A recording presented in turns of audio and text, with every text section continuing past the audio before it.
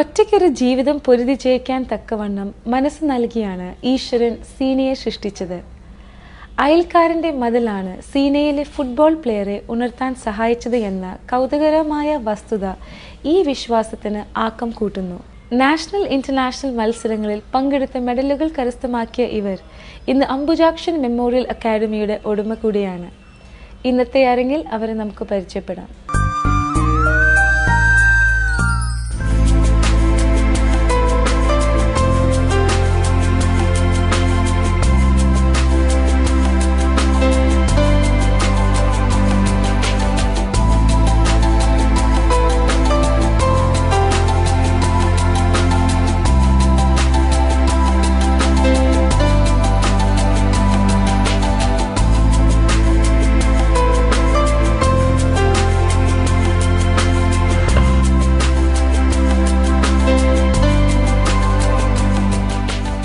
എൻ്റെ കുട്ടിക്കാലം പാലാരോട്ടം pipe line റോഡിലായിരുന്നു.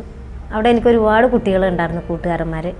അവരെ കൂടി ചെറുതിൽ ഫുട്ബോൾ കളിക്കണത് ചേട്ടന്മാർ കളിക്കണം നോക്കി നിൽക്കുമായിരുന്നു കുഞ്ഞുനാളിൽ. അപ്പോൾ ഇത് വീണ്ടും ഞങ്ങൾക്ക് അന്നത്തെ കാലത്തൊന്നും ഒരു എൻ്റർടൈൻമെൻ്റൊന്നും ഇല്ലാത്തത് കൊണ്ട് തന്നെ ഞങ്ങൾ കുട്ടികളെല്ലാവരും കൂടി പിരിവൊക്കിയിട്ടൊരു ബോളൊക്കെ വാങ്ങി വൈകുന്നേരം ആകുമ്പോൾ ഞങ്ങൾ കളിക്കാൻ തുടങ്ങി. കൂടുതലും ഈ തെങ്ങിൻ തോപ്പിൻ്റെയൊക്കെ പിന്നെ ഉള്ളിൽ നിന്നുകൊണ്ടുള്ള കളി ആയതുകൊണ്ട് ഈ തെങ്ങിട്ടൊക്കെ ഇടിക്കാതിരിക്കാൻ വേണ്ടി ഭയങ്കര ഫേക്ക് ചെയ്യുമായിരുന്നു. അതെനിക്ക് ഒരുപാട് ഗുണം ചെയ്തിട്ടുണ്ട്. കാരണം ട്രിബിളിങ്ങിൽ ഞാനൊരു രാജാവാണ്. അതിന് എൻ്റെ കോച്ചേഴ്സ് എന്നെ ഒരുപാട് ചീത്ത വിളിച്ചിട്ടുണ്ട് ട്രിബിളിങ് കൂടുതൽ ചെയ്യുന്നതുകൊണ്ട്. കാരണം ചെറുതിലെ പഠിച്ച ബാലപാഠത്തിൽ നിന്ന് കിട്ടിയതാണത്. ഫേക്കിങ് ഇത്തിരി കൂടുതലാണ്. തെങ്ങിനിട്ട് ഇടിക്കാതിരിക്കാൻ ചെയ്തു പോയതാണത് ശരിക്കും പറഞ്ഞാൽ. പക്ഷെ അതങ്ങനെ ആയിപ്പോയി. അങ്ങനെ കളിക്കുമായിരുന്നു. 10-11 വയസ്സിൽ കളി തുടങ്ങിയതാണ്. 11-12 വയസ്സ് കഴിഞ്ഞപ്പോഴത്തേക്കും കളിക്കാൻ സെലക്ഷൻ കിട്ടി. സ്കൂൾ ജീവിതം കളിക്കുമ്പോൾ തന്നെ എനിക്ക് സ്പോർട്സിൽ ഭയങ്കര താല്പര്യമാണ്. നാടകം, പാട്ട്, അങ്ങനെയുള്ള ഒത്തിരി കാര്യങ്ങളൊക്കെ ചെയ്യുമായിരുന്നു. സ്കൂളിൽ കലൂർ ഗേൾസ് ഹൈസ്കൂളിലാണ് പഠിച്ചത്. അതിനുശേഷം ഫുട്ബോൾ ഒന്നിച്ച് തന്നെ കൊണ്ടുപോകുമായിരുന്നു. വെളുപ്പിന് 6 മണിക്ക് TD ഹാൾ ഗ്രൗണ്ടിൽ എത്തുമായിരുന്നു.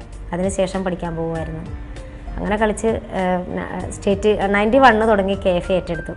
ഞാൻ KFAയുടെ മാത്രം പ്ലെയറാണ്. ശരിക്കും KFAയുടെ പ്ലെയറാണ് ഞാൻ. കാരണം കേരള ടീമിൽ കേരള ഫുട്ബോൾ അസോസിയേഷൻ്റെ കീഴിൽ മാത്രമാണ് ഞാൻ നാഷണലിൽ കളിച്ചിട്ടുള്ളൂ ശരിക്കും. അന്ന് തുടങ്ങി 91 തുടങ്ങി 2009 വരെ കളിച്ചിട്ടുണ്ട്. പിന്നെ 2003 2002 ഇന്ത്യൻ ക്യാമ്പിൽ വരെ ഞാൻ ഉണ്ടായിരുന്നു. ഒത്തിരി തവണ ഇന്ത്യൻ ക്യാമ്പ് അറ്റൻഡ് ചെയ്തിട്ടുണ്ട്. അതിൽ പാട്ടിയാല, പഞ്ചാബ്, കൽക്കട്ട, ബോംബെ, ഡൽഹി എന്ന് വേണ്ട സ്ഥലങ്ങൾ മൊത്തം ക്യാമ്പുകൾ. ഒരു മാസം ക്യാമ്പ് വെച്ചിട്ട് പിന്നെ വിട്ടിട്ട് പിന്നെ വീണ്ടും അഗൈൻ അങ്ങനത്തെ ക്യാമ്പുകൾ തുടർന്നുകൊണ്ടിരുന്നിച്ച്.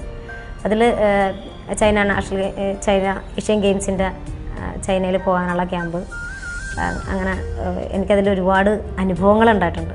ലാസ്റ്റ് സെലക്ഷൻ്റെ അന്ന് ഹാഫിലൊരു 8 പേരുണ്ട്. എനിക്കൊരിക്കലും സെലക്ഷൻ കിട്ടുമെന്ന് ഞാൻ വിചാരിച്ചില്ല. മണിപ്പൂരിൻ്റെ നല്ല നല്ല പ്ലെയേഴ്സ് ഉണ്ട്. അതിൽ ഞാനാണ് ശരിക്കും സെലക്ഷൻ കിട്ടാൻ പറ്റാത്ത ഒരാൾ. എനിക്ക് കിട്ടില്ല എന്ന് നല്ല ഒരു ബോധ്യം എനിക്കുണ്ടായിരുന്നു. അന്ന് രാത്രി 12 മണിയായപ്പോൾ ഹോസ്റ്റലിലോട്ട് പോകണം. വന്നിട്ട് ഹോസ്റ്റൽ വാർഡനോട് പറഞ്ഞു, മാഡം വനിതാ ടീമിനെ ഒന്ന് ഗ്രൗണ്ടിലോട്ടൊന്ന് വിടണം, സെലക്ഷൻ്റെ കാര്യം പറയാനാണെന്ന് പറഞ്ഞു. അങ്ങനെ ഞങ്ങളെല്ലാവരും കൂടി എല്ലാ ക്യാമ്പിലും എല്ലാ പിള്ളേരും 10-40 കുട്ടികളും കൂടി ചെന്ന് ഗ്രൗണ്ടിൽ ചെന്നിരുന്നു. സെലക്ഷൻ ലിസ്റ്റ് വായിച്ചു, ഗോൾ കീപ്പർ വായിച്ചു, ഡിഫൻഡേഴ്സ് വായിച്ചു. ഹാഫിൽ വായിച്ച ആദ്യത്തെ പേരെൻ്റെയാണ്. ആ ഒരു നിമിഷം ഇന്നും എനിക്ക് മറക്കാൻ പറ്റില്ല. കാരണം ഞാൻ ആ ഗ്രൗണ്ടിലോട്ട് കുമ്പിട്ട് കിടക്കുകയാണ് ചെയ്തത്.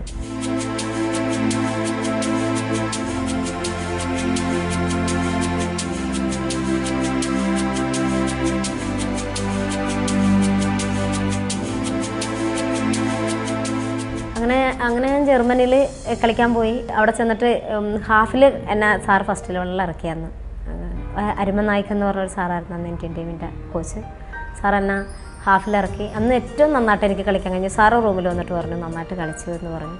അങ്ങനെ എനിക്ക് പിറ്റേ ദിവസം സാറ് പറഞ്ഞു, ഒരു ആരാധകൻ കുറച്ച് പൈസയും എന്തോ അവിടെ എല്ലാവർക്കും ഒരു ഷൂസ് കൊണ്ടുവന്നിട്ടുണ്ടായിരുന്നു, ബൂട്ട്. അത് എല്ലാവർക്കും ഇട്ട് നോക്കിയിട്ട് പാകമാകുന്നില്ല. പാകമാകുന്ന ആൾ ഞാൻ മാത്രമായിരുന്നു. ഒരു അഡിഡാസിൻ്റെ ബൂട്ട് അതെനിപ്പോഴും സൂക്ഷിച്ച് വെച്ചിട്ടുണ്ട്. അങ്ങനെ എനിക്ക് ആ ഇല്ലായ്മയിൽ നിന്ന് പോയിട്ട് എനിക്ക് അവിടെ ദൈവം പ്രവർത്തിച്ചു എന്ന് ഞാനൊരു ഉദാഹരണം പറഞ്ഞെന്ന് മാത്രമേ ഉള്ളൂ. അവിടെ ചെന്നിട്ട് എനിക്ക് അങ്ങനെ കുറച്ച് പൈസ സാറ് ആ ഒരു വ്യക്തി കൊണ്ടുവന്നൊരു 60-65 വയസ്സ് പ്രായമുണ്ടൊരു ഫുട്ബോൾ എന്നോട് ഭയങ്കര ആരാധനയുള്ള ഒരു അദ്ദേഹം കൊണ്ടുവന്ന് തന്നതാണ്. ഞാൻ 10ാം നമ്പറിന് കൊടുത്തേക്കെന്ന് പറഞ്ഞ് എനിക്ക് സാറിൻ്റെ കയ്യിൽ കൊടുത്തിട്ട് സാർ എനിക്ക് കൊണ്ടുവന്ന് റൂം തന്നു. ജർമ്മനിയിൽ കളിച്ചതോടുകൂടി തന്നെ എനിക്ക് ഇന്ത്യൻ ടീമിൽ സ്ഥിരമായിട്ടൊരു പോസ്റ്റ് കിട്ടിയ പോലെയായിരുന്നു. എനിക്ക് ജോലി കിട്ടിയ പോലെയായിരുന്നു. എല്ലാ ക്യാമ്പിലും വിളിക്കും, എല്ലാ ടീമിലും.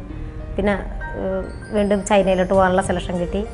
അങ്ങനെ ചൈനയിൽ പോയി കളിച്ചു. അതോടൊപ്പം തന്നെ എനിക്ക് ഇന്ത്യൻ ടീമിൽ പിന്നെ സ്ഥിരമായി കളിക്കാൻ കഴിഞ്ഞു. ഞാൻ കളിച്ചു. ഒരു മിക്ക സ്ഥലങ്ങളിലും എനിക്ക് ബെസ്റ്റ് പ്ലെയറായിട്ട് കിട്ടിയിട്ടുണ്ട്. ഒട്ടുമിക്ക സ്ഥലത്ത് ബീഹാർ, കൽക്കട്ട, അങ്ങനെ പല സ്ഥലങ്ങളിലും ബെസ്റ്റ് പ്ലെയറായിട്ട് ട്രോഫി കിട്ടിയിട്ടുണ്ട്. പിന്നെ എനിക്ക് KFA ബെസ്റ്റ് പ്ലെയറും ഗോൾഡ് മെഡൽ. വനിതകളിൽ ഞാനും പുരുഷന്മാരിൽ അഞ്ചേരിയുമായിരുന്നു ബെസ്റ്റ് ഗോൾഡ് മെഡൽ ജേതാക്കൾ. ഞങ്ങൾക്ക് രണ്ടുപേർക്കും അങ്ങനെ ആ വർഷം ഗോൾഡ് മെഡൽ കിട്ടിയിട്ടുണ്ട്. പിന്നെ തുടർന്നുള്ള നാഷണൽ ഗെയിംസ്, മണിപ്പൂർ നാഷണൽ ഗെയിംസിൽ ഞങ്ങൾ ബ്രോൺസ് മെഡൽ ആയിരുന്നു കേരള ടീം. ഗുവാഹട്ടിയിലെ നാഷണൽ ഗെയിംസ്. പിന്നെ ഒത്തിരി കളികൾ അങ്ങനെ പെർഫോം ചെയ്യാൻ കഴിഞ്ഞിട്ടുണ്ട്. നല്ല നല്ല കളികൾ എല്ലാ ഗെയിമിലും എൻ്റെ ഇൻഡിവിജ്വലായിട്ടുള്ള എഫേർട്ട് നന്നായിട്ട് എടുത്തിട്ടുണ്ട്. 2000-ലാണെന്ന് തോന്നുന്നുണ്ട് എന്നെ ഈസ്റ്റ് ബംഗാൾ കളിക്കാൻ വേണ്ടി കേരളത്തിൽ നിന്ന് ചോദിച്ചു.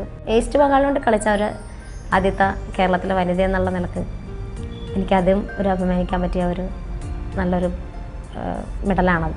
ഇത്തരം മത്സരങ്ങൾക്ക് ഇടയിൽ തന്നെ ഞാൻ വിദ്യാഭ്യാസം കഴിഞ്ഞതിന് ശേഷം തന്നെ ജോലി കിട്ടി. സെൽടാസിൽ വർക്ക് ചെയ്യുന്നു.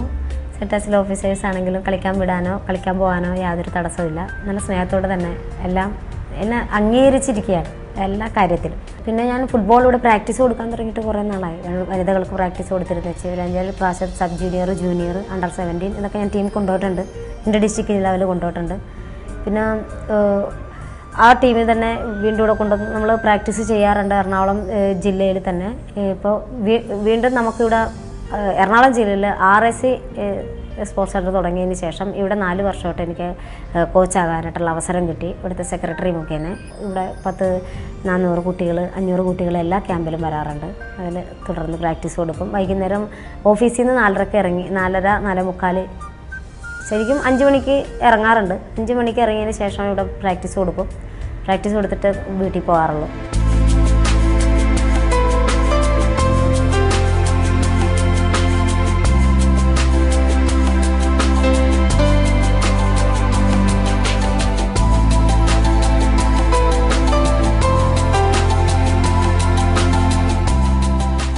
ഏത് ഗ്രൗണ്ടിലും എൻ്റെ ഒരു സാമീപ്യം എപ്പോഴും ഉണ്ടാവാറുണ്ട്. സെലക്ഷൻ ആയാലും കളിയായാലും ആൺകുട്ടികളുടെ സെലക്ഷൻ ആയാലും കളിയായാലും എപ്പോഴും അതിനൊക്കെ അവസരം KFA നമുക്ക് തന്നിട്ടുണ്ട്. പിന്നെ ആണെങ്കിൽ ഫുട്ബോളാണ് എൻ്റെ ഏറ്റവും വലിയ എൻ്റെ ജീവിതം, എന്നെ ഇവിടം വരെ എത്തിച്ചത്. മാത്രമല്ല ഞാൻ എല്ലാവരോടും കൂടി പറയുന്ന ഒരു ഇതെന്ന് പറയുന്നത് ഫുട്ബോള് കളിക്കുക എന്ന് പറഞ്ഞാൽ അതൊരു ആത്മധൈര്യമാണ്. ഇപ്പോൾ ഒരു നല്ലൊരു ഫുട്ബോൾ പ്ലെയർ ആണെങ്കിൽ അദ്ദേഹം ഒരു നല്ലൊരു കുടുംബനാഥനായിരിക്കും. അതുപോലെ തന്നെ സമൂഹത്തിൽ വേണ്ട കാര്യങ്ങൾ ചെയ്യാൻ അവർക്കിടെ മനസ്സ് അതുപോലെ ഇരിക്കും. വ്യത്യസ്ത വിഷയങ്ങൾ പങ്കുവെച്ച ഇന്നത്തെ ഈ സ്നേഹിത ഇവിടെ പൂർണ്ണമാകുന്നു. നിങ്ങളുടെ വലിയൊരു അഭിപ്രായങ്ങളും നിർദ്ദേശങ്ങളും ഇമെയിൽ ചെയ്യുക snehida@amritatv.com. വീണ്ടും കാണുന്നവരെ സ്നേഹിതയ്ക്കായി കാത്തിരിക്കുക.